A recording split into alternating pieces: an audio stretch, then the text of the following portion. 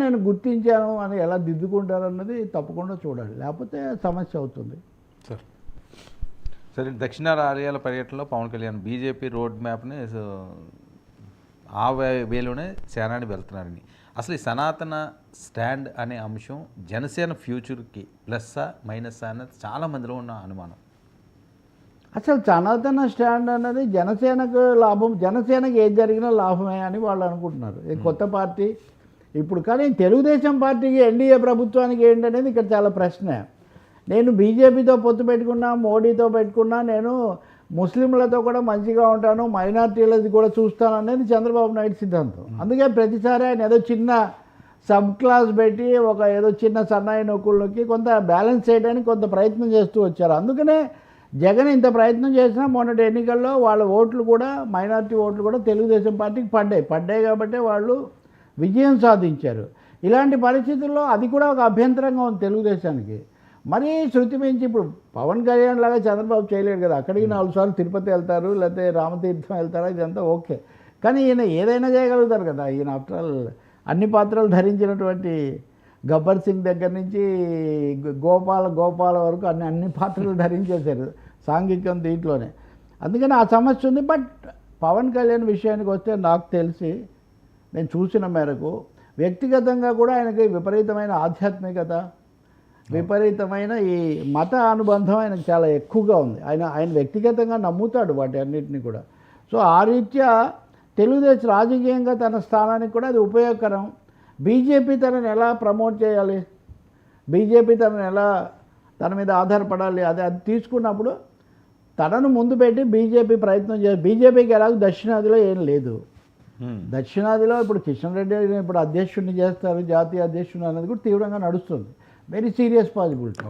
Kishan Reddy BJP జాతీయ అధ్యక్షుడు అవ్వచ్చు కానీ దక్షిణాదిని ఐకాన్ అయితే అవ్వడు కదా. అప్పుడు కూడా వెంకయ్య నాయుడు లాగా కావడానికి ఆ కాలం వేరు, ఈ కాలం వేరు. కాబట్టి తప్పకుండా పవన్ కళ్యాణ్కు నమ్మకం ఉంది.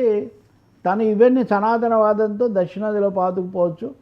బీజేపీ తనను బాగా ప్రోత్సహిస్తుంది, వాళ్ళు ఇప్పటికే ప్రోత్సహిస్తున్నారు కాబట్టి ఇలా చేస్తున్నాడు అని అనుకోవాలి మనం. కానీ ఒకటైతే ఆయన నిన్న కేరళలో ఉన్నప్పుడు మటుకు ఆ ఏఎన్ఐ రిపోర్టర్ ఎన్నిసార్లు అడిగినా కానీ లేదు ఇది ప్యూర్లీ పర్సనల్ విజిట్, నేను పాలిటిక్స్ ఏం మాట్లాడలేదు. ఎందుకంటే శబరిమల గురించి అడిగారు. మీరు ఒక తమాషా అంటే కమ్యూనిస్టులు వాళ్ళకి అది లేదు ఇది లేదు అంటారు, కానీ బెంగాల్లో దుర్గా పూజలు, కేరళలో శబరిమల ఇలాంటివి చాలా పెద్ద స్థాయిలో ఉంటాయి. ఓణం పండుగ కేరళలో జరిగినట్టుగా ఇంకెక్కడ జరగదు.